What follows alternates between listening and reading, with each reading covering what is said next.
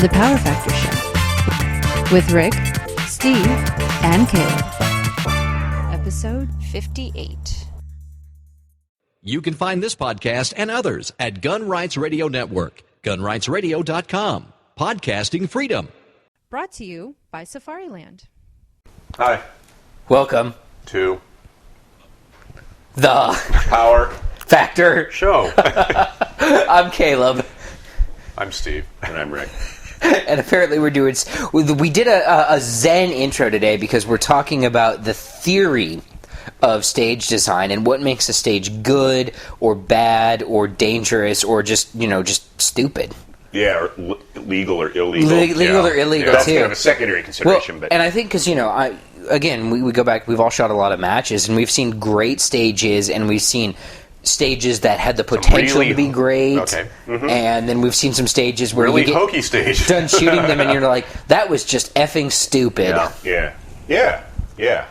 Lots of those. Designed some myself. And, there are, I think the first thing that we can really look at is there's common themes between USPSA and IDPA that people who shoot a lot are looking for in a stage, it's different for individuals, but for example, for me, I'm looking for a stage that actually has difficult technical shots. I don't want to hose 9 targets at 5 yards. That's well, as long as there's 9 more that are difficult and technical, I'm okay with and that's the interesting thing there, actually, now that you mentioned that, but it was interesting, about double tap, is that there were the really close targets, and then there were the really far targets, and then there was the stuff in between. Mm-hmm. And the really close stuff, obviously, you could hose, and the really far stuff, you had to take more time. But the stuff in between, where it caught people as they went into hose mode, where they actually had to have some aiming, exactly, and on a given stage they would mix all 3, and people would go into it and they get it basically one speed setting, and they try to do the whole entire thing. Well, or they didn't know when to throttle up and throttle down. You can suck people into that. Yeah, they did that. You put a bunch of close targets here, and then put one at 15 yards. Right. Yep. They go, or a plate rack or something like that. Yeah, exactly. And then they did actually something very similar at the IDPA World Shoot. But so what they would do is they would have 2 stages in one bay. They would have a 6-round speed course that you would shoot, static. So one bay, you would start and you had. Hang on, I can't do math. You had to double tap this target, and then you had to shoot one more. Yeah, so you're simulating shooting someone to the ground. Thank you. 3 targets. 3 shots. No, so it was a total of 2, 3, 4, 5, 6, like that. All right, and it was 3.5 yards, and then you would shoot that, and then they would top you off. And you would go shoot the next stage in the bay, which had some very tight technical shots around cover at 10 yards, at headshots or partial stuff like that. So people would go into it and they'd be like, wham! And shoot that in 2.5 seconds, and then they'd go into the difficult and they'd be like, why aren't these bullets hitting this target? Yeah. Maybe you need to slow down and aim. Right. So Right. They're still stuck at high speed mode. Exactly. After the target array previous. But those considerations are kind of apart from the stage design itself. And that's the tricky stuff that stage designers will pull on you, which I have admitted I've done fun things like that just to mess with people's heads, to suck them into it. Well, here's a question. So when you're designing a stage, what's your goal for the stage? Are you trying to design a stage that will be hard for people to shoot, or be educational, or be fun? Because I think you can design a stage that does maybe 2 of those things, but not all 3 of them. Sometimes a learning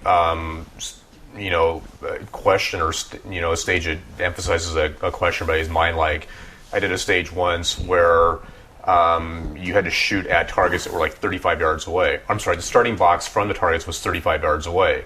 And I think it was almost set up like an El Prez, where it was like shoot 2, reload, shoot 2. But we said, you don't have to stand here, you can charge. Right. So it gets in the question, can I run faster than I can take aim fire on bullets? I can.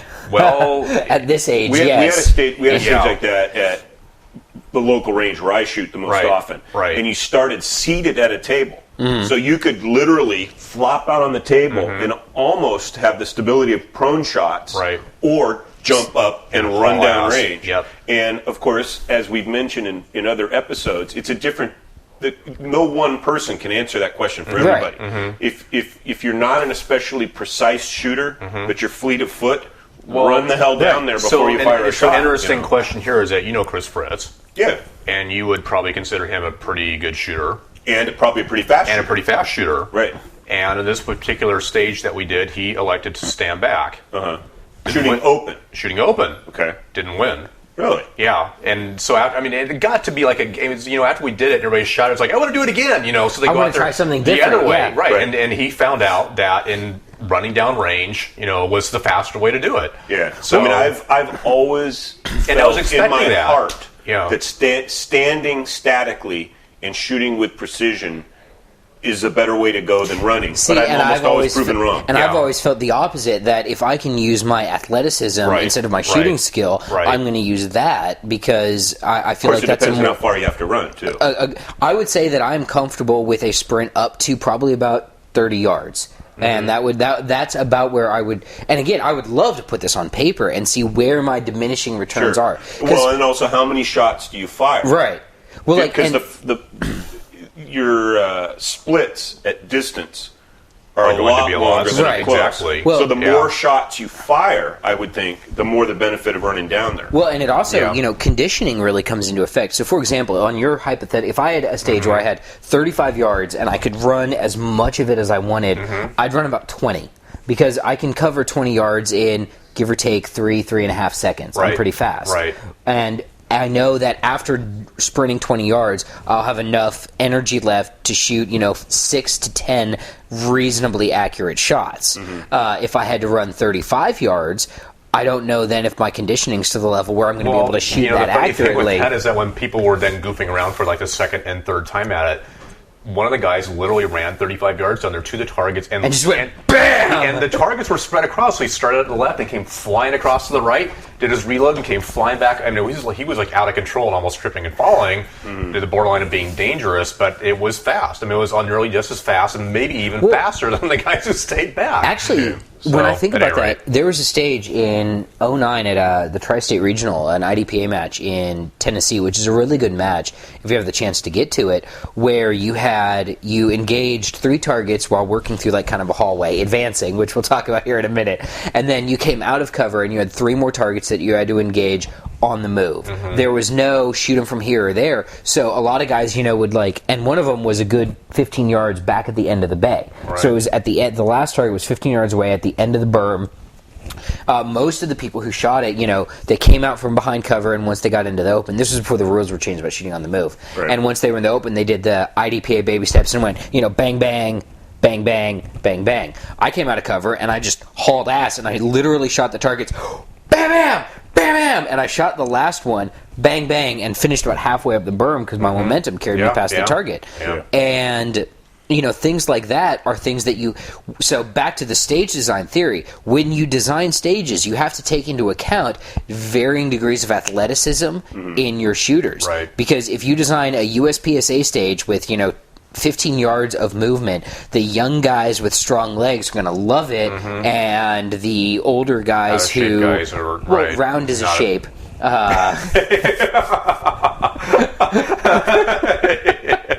Say no more. Not as good as a horse to it. So anyway, stage design. So to get back to your question, which was what do I do when I design a stage? What do you do when you design a stage? I used to design stages, especially IDPA stages. I would start with a scenario. I would say, okay, this is going to be a home monster invasion. Clowns come in shooting, whatever. And now I pick a shooting challenge and then design the stage and the scenario around it. So typically, let's say I'll decide, okay, this stage is going to be a strong hand stage. So then I go, okay, how do I get them to shoot strong hand? I'll make them hold something in their weak hand. What should they hold? Well, I'll have them hold a baby. Okay, so you're at the park, you're going for a walk. The bad guys who inevitably show up at IDPA stages show up. Assholes are everywhere. I know. You got to hold the baby while you're shooting strong hand, and then I'll decide, is it supposed to have some accuracy, or is it going to be more like a hose vest, or is there going to be some of both? And so, but I'll usually build the stage around a certain shooting challenge. and that'll be the basis. Because IDPA stages, it's hard to do that with USPSA stage Right. when you're talking about 20 to 30 rounds. Well- but a lot of the stages I design for IDPA are 6 or 8 or 10 or 12 rounds, and so you can say, okay, this is going to be a real up close and personal stage, 6 rounds, and then this one is going to be a 25-yard 6 rounds. And I don't do a lot of stage design anymore. When I was living in Indiana, I used to design a lot of stages for the local club. And the joke was you could always tell what stage I designed because it would have steel and the maximum amount of movement that you could put in an IDPA stage. And I actually, in the years since then, I've come to realize that's the worst way to design a stage, because I would design stages It's that like throw I every wanted single target out and possibly into the bay that you can possibly get your hands on. Basically, I would design stages that I wanted to shoot. Like, I would design stages that were biased towards my skills, which were moving fast, shooting quickly, and that sort of thing. And that's actually, and I'll say it, that I was a crappy stage designer because of that, because I didn't think about other shooters who may not be athletic or who may not, shoot as fast as I do. So I created a stage for a state level match that involved that was set up so that you took a pepper popper, it hit an activator, and then there was another static target. And if you were fast, you could go pepper popper, activate, or pepper popper, static target, back to the dynamic target. Sure. And still be within IDPA rules because they were on the same plane and blah, Sure. blah, blah. Yeah. But, 90% of the shooters that went to that match shot the popper and just sat there and waited on that static target. And I realized that I'd created a poor stage because very few of the people that shot that match would appreciate what it was designed to do. Yeah. So now, on the rare occasion that I design stages, I take your approach where I'm like, what skill do I want to test with this stage? If it's movement, then it'll be a stage where you have to, retreat or do something weird that you're not used to doing. And I'll talk about stages that are like procedural traps or DQ traps later, because I think those suck. But, so now when I design stages, I try to find something that I want to test. Am I testing my marksmanship or my weak hand only shooting or something like that? Mm-hmm. So in terms, obviously in USPSA stages, we don't have to worry about scenarios or anything like that, so there is no scenario that I typically come up with. Thank God. The one thing I always find when I'm designing stages that I always, probably because of the fact that I come from an engineering background, but everything is symmetry. So I do a lot of mirror stages. Whatever's on the left is on the right, and usually it's all set up that way. But a lot of times, like when I'm setting up a stage, we're usually at my club, you're given a bay, and all of a sudden you need to figure out what you can possibly do in that bay. What I usually like to do in terms of stage design is I like to come up with a stage that can be shot different ways, even in a given division, that's also somewhat not going to hinder or penalize a certain division. So I'm really looking for options and things of that nature when it comes to stages that I set up. I hate stages that it's like, you everyone go here, shoots it. Everybody, like the open guys, the limited guys, the production guys, the revolver guys, all it's like, go here, shoot these 3, go over here, shoot these 4, go over here. I hate that. And it is very, obviously everybody shoots it the exact same way. I can't stand that in a stage. So what I like is, where you'll have targets that are set up that are different places where maybe you should move across, things will show up and go out of picture or whatnot. And the shooter has options of how they're going to basically break that stage down and take targets at different locations. So for me, I like stages that are fun. I think it's really great to go off and shoot a stage and you go, that was a lot of fun to go shoot that. Yeah. And if you can find a stage that is fun to shoot, it's entertaining, and again, like you, I like movement, lots of movement. And then I like different to shoot options. on the move, yeah. Exactly. Shooting on the move to me is a lot of fun. And then again, options that you have where, it's not dictated that everybody's going to do it the exact same way. That to me is usually what I'm trying to strive for in terms of stage setup. And I think one of the things you talked about is that homogenized stage design where every division kind of ends up shooting it the same way that's a problem with USPSA. And IDPA, it's pretty much a given because of the way the stages are set up. Right. But one of the things that I was talking about is if you were to shoot, I was talking to a friend of mine who's a GM about single stack division in USPSA. So single stack is set up, so if you go to single stack nationals, the actual single stack championship match, it is designed as a match with the thought in mind that most of these guns hold 8 rounds, right? So everything's 8, 8, 8, 8, 8, 8, 8. It's very, you'll see a lot of like 4, 6, kind of windows, that sort of thing. Right. Now, the conversation we were having was if you shot single stack minor, and you have 10 rounds in your gun, that's always you the would get age-old question. You would get so if you my friend and I came to the conclusion that if you shot single stack minor, you would generally get wrecked at the single stack nationals, which are set up for 8-round major scoring guns. But you take that single stack minor gun to an area match where the odds are it's biased towards what's the largest division? Probably production division. Yeah. So many stages, and I've seen this, are biased towards production shooters. So that production guy's got 10 rounds in his guns. Yep. You go there with a single stack minor, and you're the king. In single stack, yeah. Has that ever played out though? No, because no one shoots minor in single stack but me and this one guy. Well, not intentionally. Not intentionally, right? Yeah, I did accidentally one time, but I still only had 8 rounds in my guns. So Right. it didn't help. You get the penalty without the benefit. And Right. we've never really researched it beyond that point. He only shoots super majors like champion nationals and stuff like that. And I'm not willing to commit a year to shoot all the area matches and do all the research. But based on club matches, I've shot single stack minor more than a couple club matches and wrecked the rest of the single stack field. I mean, it was usually 10 to 15 percentage points against guys in my own classification. So guys who should be shooting at the same level, because I'm going I'm finding places where I can pick up 2 extra shots and not have to do that reload. So it really comes into play if there's any kind of steal. If this steel's a great equalizer. If there's any kind of steal, all of a sudden those 2 extra bullets in your mag are like magic. Yeah. Now, could you see yourself designing a course of fire or a course? Let's say you're the match director, and you're going to have to design 6 or 8 stages, trying to make the stages either to neutralize that effect. If I were a USPSA course designer and I was trying to neutralize the effect of having more bullets in your gun for single stack minor, I would design every stage for open division and let everybody else just deal with it however they saw fit. And because we shot when we went down to Arizona and shot those single stack matches down there. Those were a lot of shoot 8 here, shoot 8 It's here, funny and then they throw in a steel target. Because and everyone's like, wait a minute. One year when we went down there, it was 6s. Everything's like, for the most part, it was 6 rounds here, 6 rounds here, 6 rounds here. And if you missed on one of those 6, like if there was, a bunch of steel, whatever, but it was primarily 6 from an area, you had 2-3 rounds left in your gun. That it was like a buffer. And then the next year, all of a sudden, it was 8s. And you had the one buffer round. There was literally, because you're trying to keep that round in the tube during the reloads. And it really just changed the whole entire tone of the match. The way there was no room for screwing up. You had to hit everything, and it raised the bar. It really changed things. And I actually even commented to Steve Horstman, who was and still is running that match, about how it really changed the flavor of the match. He was like, I don't know if I really like that or not. Next year, same thing.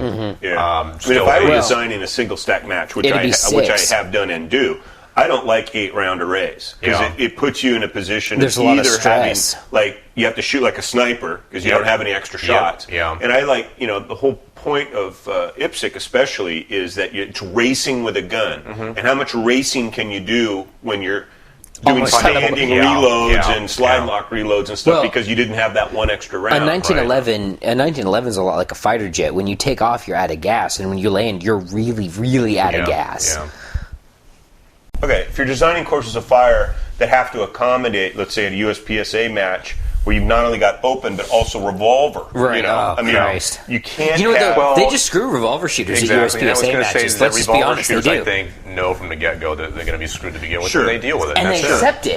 Exactly. Well, they have to. But I kind of, nobody's going to design a stage for revolver shooters. I don't design for revolver shooters, but I also don't even design it with it in mind. IDPA requires that stages are 6-round neutral, though. Now, actually, I want to talk to you about that because we've designed a lot of IDPA stages, and I've seen some really, some people take 6-round neutral to mean you will shoot 6 rounds from this position, advance to P2, and shoot 6 more. Right. And then I've seen other stages which are kind of more what I would prefer, where it's like, well, you start at P1, engage this target with 2 rounds, advance to P2, there's 2 target. My thought of revolver neutral is always provide a position of cover for revolver shooters to reload at. Yeah. When I design the course of fire, regardless of what else it does, there's never going to be a place where you fire more than 6 rounds without having a position of cover. Exactly. either before or after to reload. And sometimes I'll even design a course of fire. I don't like to do this. And in fact, I won't. I shouldn't say I've done it. I've approved courses of fire for matches at which I've been the match director, where a specific position is there for no reason other than for revolver reloaders, because everybody else is still going to have rounds in their gun. So you might have a situation where there'll be 3 targets and then a tree and then another target. So everybody but the revolver shooters are going to go 2, 4, 6, 8 on the way to position B, whereas the revolver guys are going to go 2, 4, 6. Reload 2, and then they're at position B. Right. But it's always just a matter of providing them a place to reload every 6 rounds. Well, that's an interesting issue that IDPA course design faces that USPSA course doesn't face, is we have to take into account where are the reload points going to... Where is cover... Well, and that's a whole other discussion, but where is cover on this stage for shooters to reload from? Right. And, at the World Shoot, there was a stage where you started at a desk, and you had to engage 3 targets in tac sequence with, 2 rounds each. And then you weren't behind cover, but the rest of the stage was you had to pick up a briefcase and negotiate the rest of the stage strong hand only. So in the stage description, it said you may reload at P1 even though you're not behind cover. Yeah. So everyone at P1 did a tac load. I mean, the whole match did a tac load at that stage because no one wanted to drop a briefcase, do a reload, and then pick the briefcase up and shoot again. Sure. Yeah, and I think, I've designed courses of fire, and I've been discouraged from doing so, where I intend people to do a tac reload. Oh, you're a bad man. But it's not in the procedure. Right. It's like you're allowed to do it, but you're not required to do it. And I think that's the best way to handle it, since we're discouraged from doing the tac loads on the clock. Well, and within IDPA anyway, the tac load is one of those things that is... something that beginners and intermediate level shooters eschew, and then a lot of the master class shooters that I've shot with, and at the World Shoot especially, we looked at stages and we're like, you should do a tac load here. There was a stage where you had to shoot 8 or 9 rounds, and then the last 4 rounds of the stage were fired from the prone position. So all the all the SSP and ESP shooters were going to go to slide lock at prone, and of course I, like a retard, completely forgot to tac load. So I'm proned out, and my gun goes to slide lock, and you can hear me in the video just say, crap! Because then I'm trying to reach back here for a bag patch and reload, lay it on my face. Terrible. Because I think, the rule book, it says I think in the rule book that the speed... Reloads with retention are discouraged on the clock. Well, but it also says that the slide lock reload is the normal and standard reload. The preferred, I believe, is the word. So everybody wants to shoot the slide lock, and 9 times out of 10, I think it is the right way to do it. But one of the things that I find about courses of fire, especially when there's a lot of ground to cover, is that often provides you opportunities to do tac reloads when somebody else is running along with 1 round in their gun that they're going to expend when they get there. Right. Do the tac load on the way. If you've got 5 to 10 yards in an IDPA course, and really less than 5, probably not worth it if you have any kind of reasonable foot speed, but about 5 yards, probably do a tac load there. Yeah. At least I would. But then also you have situations too where not to turn into don't a ever cover, force yourself into a reload. But if you've got a situation where cover is kind of iffy, yeah, because one of the ongoing issues that hopefully the Tiger team is going to take on is Did you get yourself onto one of those teams? I asked about it, and I apparently am not asking the right people. I don't know who it is that. But anyway, you've got, let's say, a wall and open ground in between. Are you behind cover? Are you behind cover while you're moving between this wall and this wall? Well, I think the other thing about tac reloads, and we'll get back to course design here in a minute, one of the things is Since this is the course design episode.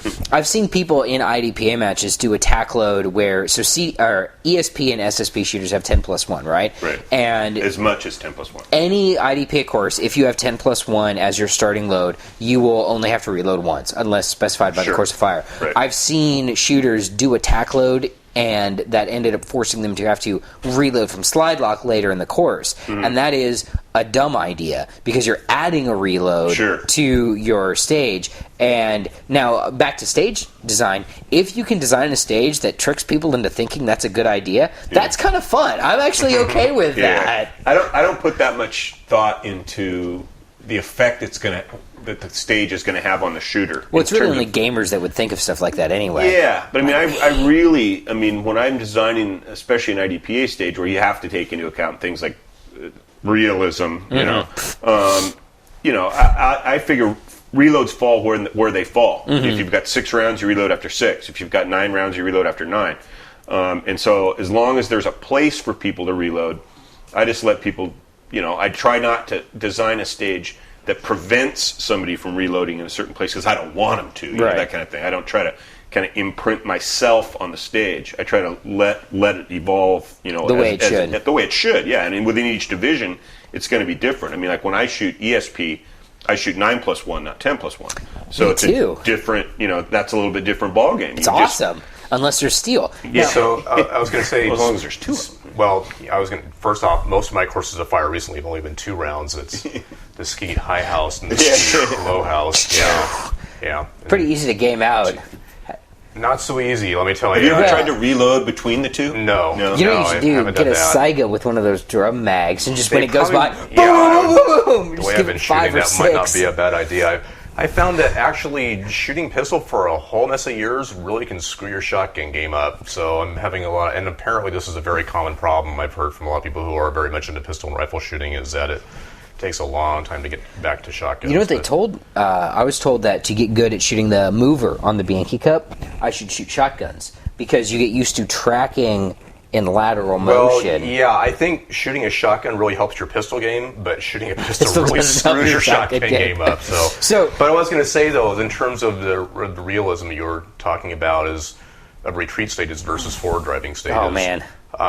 We disagree on this. Yeah, I mean, in IPSC or USPSA, you rarely see a retreat stage. I mean, you're starting to see more of it. Yeah, I was going to say you used to never see a retreat stages, and it could be actually some of the IDPA influence started showing up. People who were designing IDPA stages were showing up at IPSC matches and designing some retreat stages there. And to me, it's kind of fun because a lot of people don't know how to deal with those things. Well, and there's all kinds of strategy for dealing with them. Do you turn around and run with the gun over your shoulder? Do you back up? Exactly. Zigzag. Yeah, there's a lot. And for USPSA shooters, I think it's a danger area because, like you were saying, is that because of the fact that they don't do it a whole lot, when all of a sudden they're under the clock, they're under pressure, they freak out, they go the wrong way, they forget what their gun's doing, and they break the 180, and then there's trouble. Well, or they trip and they fall or whatever, but at any rate. So in terms of your defensive scenarios, do you design a lot of retreat stages?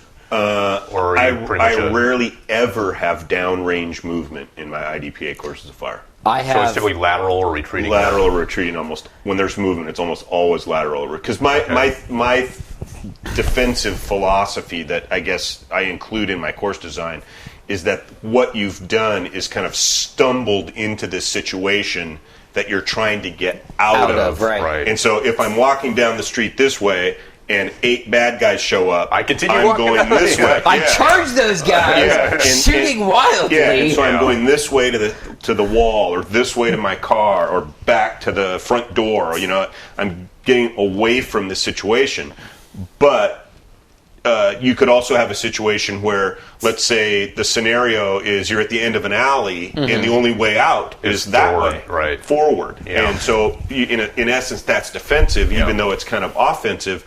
But I find that people use these kind of ridiculous scenarios to support downrange movement. No. They're awesome scenarios because no one wants to run away like a little girl. Everyone wants to charge headfirst into the action like Rambo and kick some ass. Right. And I think it's you see a lot of individual personality. No, I was just thinking of a Top Gear stage design.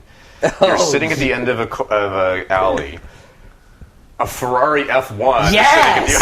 Hell yeah! And between you are 5 drug lords. And you have to hit them all. Yeah. Well, and I think, you see a lot of stages in IDPA that have forward movement. I shot a really... Most of them I see on YouTube, in fact. I shot a really good match last year, the Virginia State IDPA Championship, which was actually in Tennessee. But anyway... That's an odd place for it. Well, Virginia and Tennessee actually share a border. Sure, but why didn't they just call it the They already had their championship. Yeah, right. Anyway, so it had a good mix of stages with retreating and with forward movement. And I think one of the things that I agree that that if you go to a match and it's all, your daughter's being held hostage at the end of your house, kill the bad guys and get to her and save her, that can get a little ridiculous. But at the same time, I like to see forward movement in a stage because the defensive philosophy that I've always been taught is that violence of action is better than being a reactive person. Sure. So, if I'm attacked by 4 guys, then I want to shoot all of them as aggressively and as quickly as I possibly can. Yeah. But again, but my theory then is that if I'm here and I'm presented with 4 threats, why would I want to go down there looking for threats 5, 6, 7, and 8? I want to take care of these guys and get the hell out of here. Well, I think that those of us that shoot IDPA a lot acknowledge that there is a certain, I would call it a fantasy element to IDPA because honestly, if you designed all IDPA stages to be realistic self-defense encounters, they would consist of a person dumping a J-frame into a target while screaming, "Oh Jesus!" in the phone on 911. Well, yeah, I mean, it's supposed to be realistic, but there has to be some shooting involved. Absolutely. And it's much easier. Right. Exactly. It's much easier to design, I think, courses of fire with downrange movement because you don't have so much worry with 180s. Muzzle directions, exactly. Right. The SO is not going to get, it's not so likely to get run, the shooter's not so likely to run past him if you're following the shooter downrange. Or run over the safety officer. Exactly. So I think it simplifies course design. Have you ever had that happen where you've had a stage with a lot of movement and you've turned around to truck ass in a given direction and all of a sudden the safety officer is right here and you're like, you need to move or I'm going to run over you? Yeah, and in fact I remember one instance where I was running Rick. That was the RO and Rick was the shooter and he went some way that I wasn't expecting and I was literally downrange of your gun when he was like, uh-oh. That's one of the things, too, that I like about course design. And you were backing up because you being downrange of people's guns. Well, no. In IDPA, you can often dictate the direction of movement. Right. If sick, you can't. Right. So and it can go from one division to another. This guy shoots it one way, that guy shoots it another way. And that's the thing is that because of the fact that you're trying to set it up so there are multiple ways of doing it, and people will shoot it different ways, and you don't know what's sometimes people do crazy things. And the thing is, how many times have you had a shooter go, just for what it's worth, I'm going to go down here and I'm going to go to the left, and then all of a sudden you're fine. And then he gets in there and goes to the right. You cannot rely on anything a shooter says. Right. And the thing is that sometimes they'll make a move and you thinking they're going, and then all of a sudden they switch on you and you go the other way. Yeah. And it rarely happens, but it has happened. Well, I've ended up in front of shooters' guns because I had a shooter, he started running forward and he slipped and caught himself and I was running to keep up with the shooter. Right, all of a sudden you went by him. I didn't slip and all of a sudden I'm like, oh Jesus, I'm in front of his gun. And that kind of brings me to the next sort of stage design in theory. You see, I see stages at USPSA matches specifically. I've never really seen it at IDPA matches that are, for lack of a better word, what I like to call 180 traps.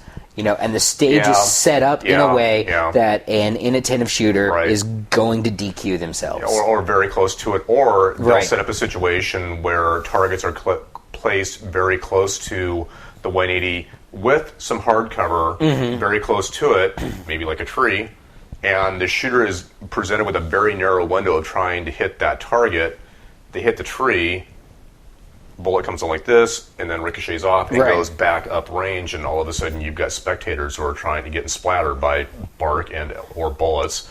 So I have seen that, and it's really bad and it's something we try to avoid when you do a walkthrough. And that's one of the things is that we always do at our club is that we do a walkthrough of the courses to fire the day before and look for rocks sometimes or boulders or whatever that are behind targets so that you can see, bullet goes through here, hits the berm, and there's a whole boulder field back here. Well, let's clear this stuff out.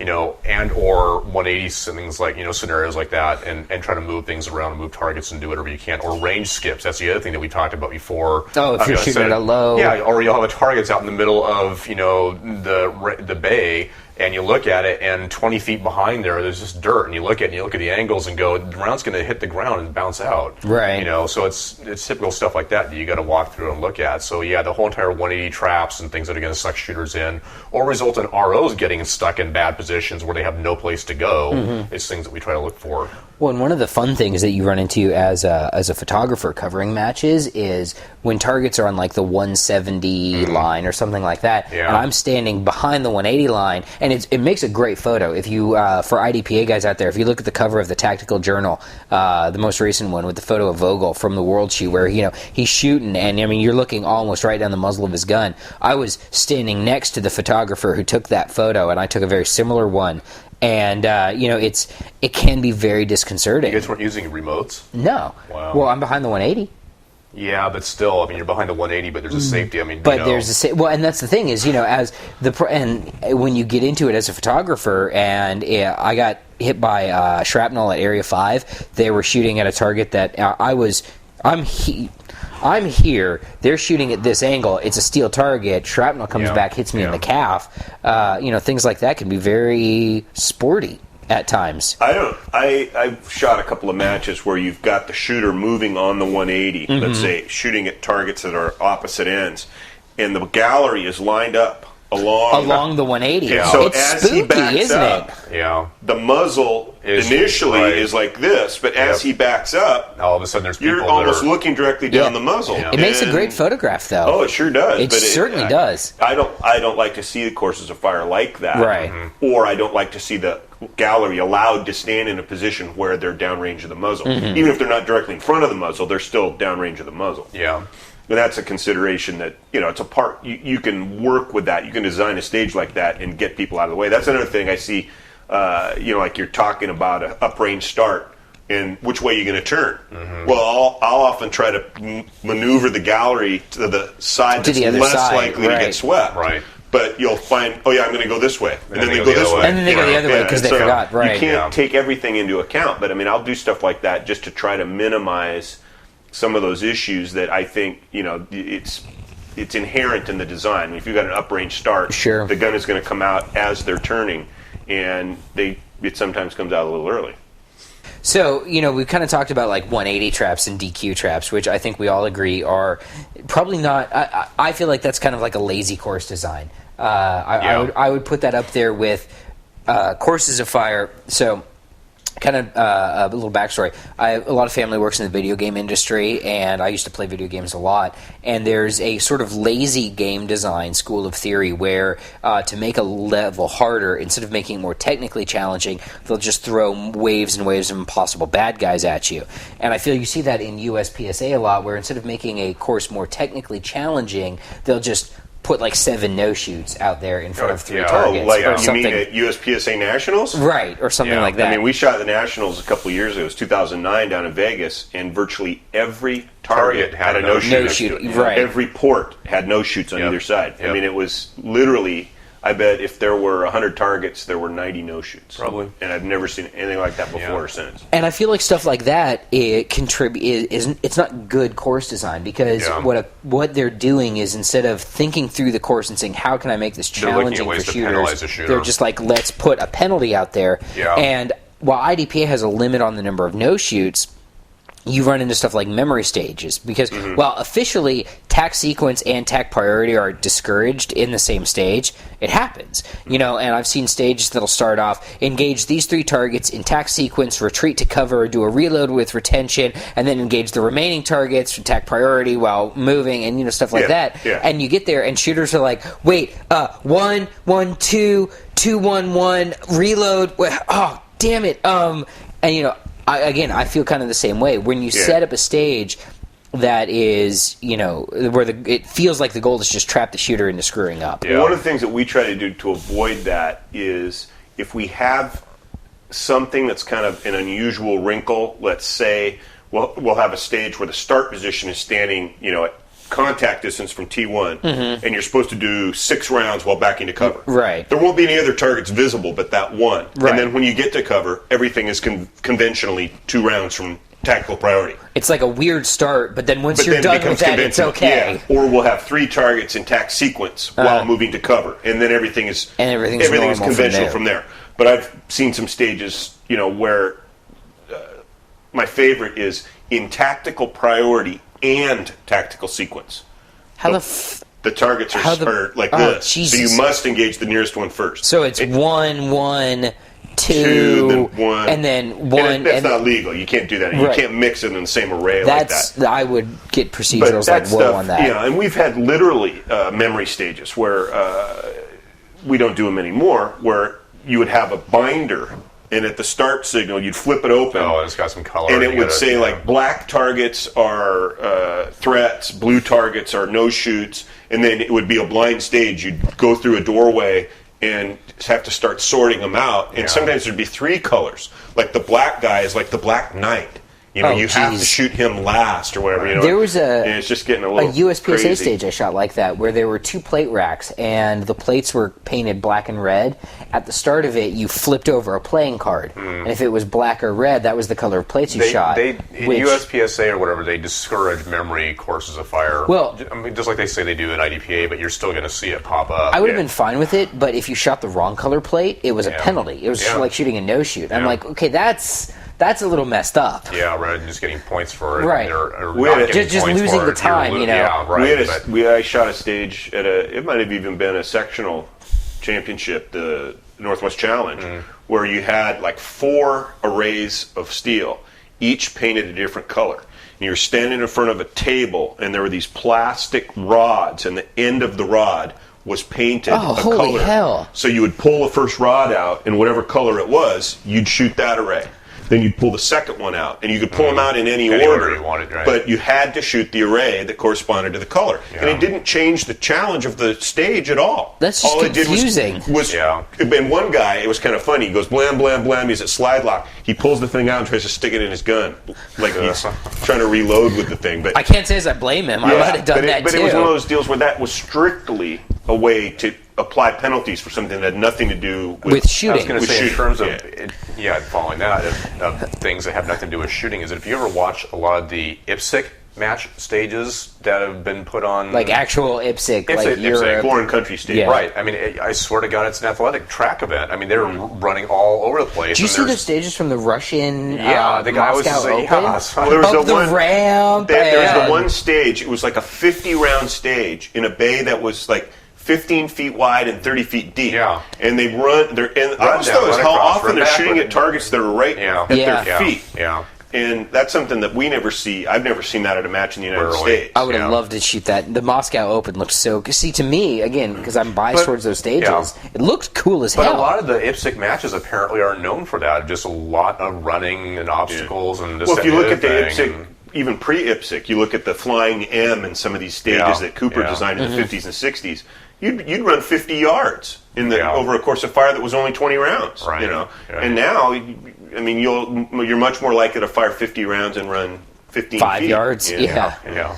If that. Yeah, but I think it's interesting that it's a sport, but we're discouraged from making it too athletically challenging. Yeah. You know, I mean, like the U.S. that goes back to the specifically round as a shape. states that it is a shooting event and there shouldn't be anything that is excessively physically IDPA challenging. says that too. So apparently, I don't know if the IPSC rulebook differs from that, but I don't know how they get around it. But there's in a IDPA, lot they of just running. say you cannot move more than 45 total feet. Is it 15 yards? 15 yards total, and no more than 30 between 2 shooting positions. And that's another thing that came up. I've shot a few matches, especially down at the Idaho State Championship match, where they have you riding in a vehicle or even driving a vehicle.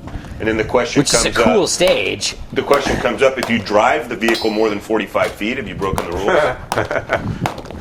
That would be a question for the Tiger teams. Yeah, I guess. I mean, it's interesting because we had one where we drove, I mean, we must have driven 100 yards to fire 18 rounds.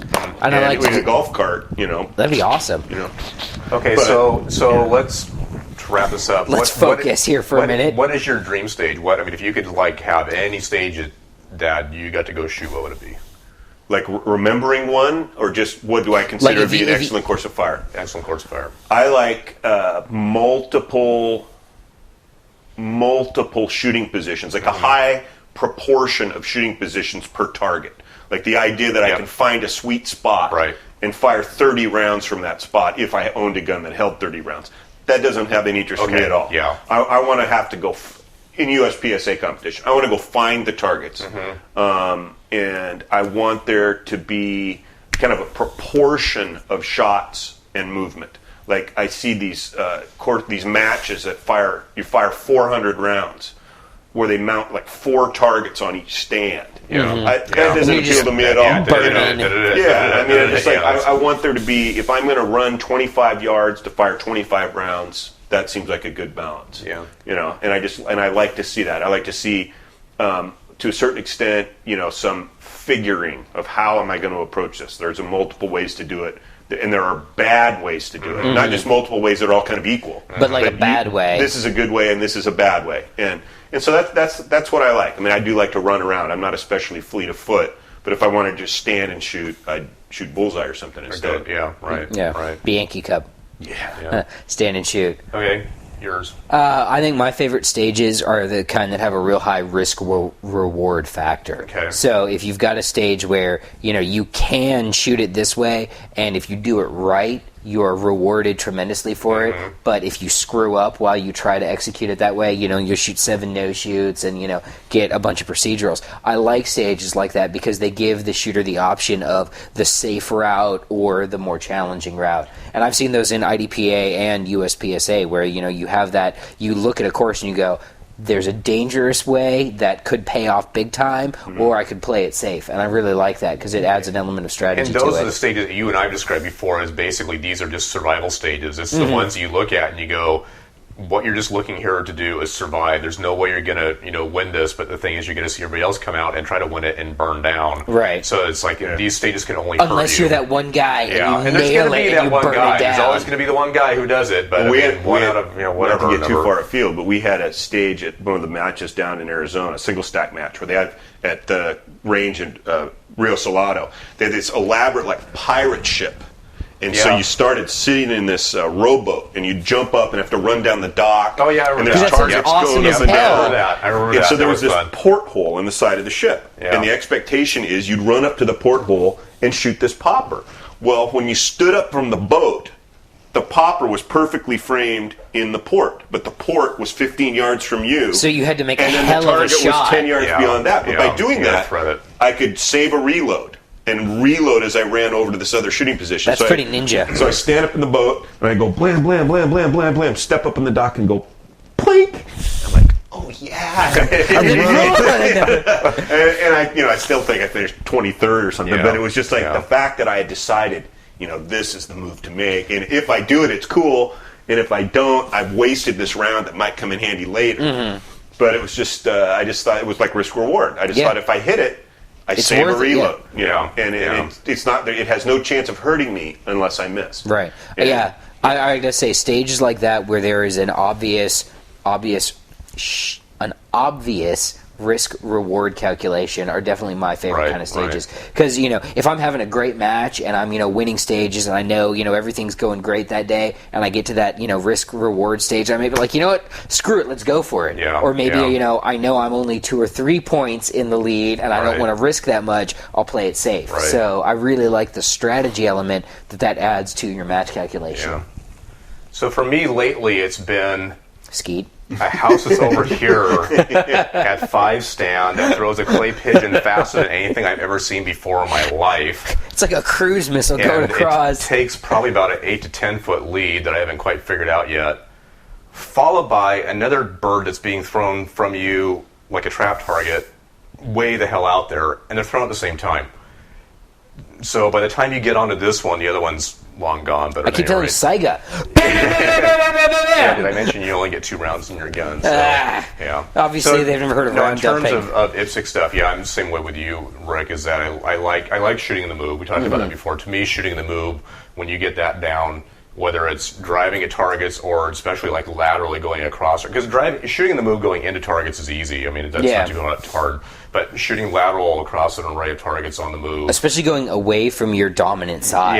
Yeah, exactly. now speaking of, left-handed stuff. well, that's what I was going to say. Is that a lot of times as a lefty, I see courses of fire that are clearly designed by right-handed shooters. shooter. Yeah. And when we had our last IDPA state championship, somebody pointed out that I chose all the stages as match director. That's my prerogative. Like 2/3 of the stages featured right to left movement, which for me is advantageous as a lefty. Yeah. It's but very I had difficult for right-handed shooters. I had no conscious I wasn't thinking about the direction of travel. I'm going to scroll the right Ultimate power! Exactly, and it's like, and I realized, I could have set them up, I could have just flipped it around and run it the other direction, but it didn't even occur to me what direction it was going. But of course, after we started shooting it, people started commenting about, this target, you have to shoot around the left side of the barricade to engage it, right? Or stuff like that, and I just thought, maybe that's why they were my favorite stages. Yeah, that's what I essentially chose stages that I remembered as being really fun. I'm like, did I really remember them as being fun because they favored the lefty? But there is that. I mean, when you're designing a course of fire, I've designed plenty of stages where it's a mirror image. You can start in stage box A or box B, and those stages are nice, depending on because you can really screw somebody up. With handedness, by forcing them to do things with a right. Or the other thing that I see isn't given much attention is the height of ports. Man, let me tell you about the height of some ports. Yeah. In our section here in the Seattle area, the typical port height is about 3 feet off the ground. I love it. I don't have to duck. And, I'd like to see them like at 5 feet off the ground. And that'd be great, too. I wouldn't have to duck for that either. But I remember when we shot that, again, I think that Nationals in Vegas, there were a bunch of ports. They were like right down at ground level. Yeah, they were on the ground. And big transitions through these little ports. Yeah. And that's another thing, depending on where the port is, your handedness and your height and whatnot, flexibility can really play a part shooting in it. over walls is a big deal. I've shot some local Not matches. for Rick. Right. But see, the thing, I've shot some local matches where the course of fire was obviously designed by someone who's over 6 feet tall because, you came up to a position and you shoot down over a wall at some low targets. Right. And for me, I came up to the wall. I just stuck one hand over there and just went bam, bam, bam, bam, bam, and hoped I got 6 hits because I would have had to stand on my tiptoes and go like that to get over the wall. So, again, handedness, height, that kind of stuff. Yeah. But you were saying about how you like movement, like lateral movement. Yeah, shooting the move, I love doing that. And steel targets, I really like steel, to be honest. Some people don't. Steel has a high risk-reward factor, which is why I like it. Yeah. And shooting steel on the move. That's a fun awesome. one. When you can clean should steel shoot the on the Pro-Am. move, it's You'd like, love it. Oh, yeah. I'm feeling good. So if you guys like specific courses, again, we would love for you to send us your course design. So if you've designed a course of fire and you want us to review it on an upcoming episode of the Power Factor Show, send it to us at powerfactorshow@gmail.com, like a drawing diagram of it. And if you have video of an actual human being shooting it, that would be cool too. I'll give you extra points for a course of fire that involves 2 clay pigeons that one go. Yes. They could just send us a YouTube link. Send us a YouTube link to the video that you've shot. Send us a YouTube and a diagram. The diagrams are great because then we can see what you had in mind and then see how it actually played out in real life. So if you have that, the Power Factor Show, powerfactorshow@gmail.com, or you could hit us up on Facebook at facebook.com/powerfactorshow, or on the web at powerfactorshow.com. But again, if you're sending us a stage or whatever, you get to mail it to us. That's the only way it's going to come in. So, yeah. All right. See you guys next time. Thanks for watching. See you in the skeet range.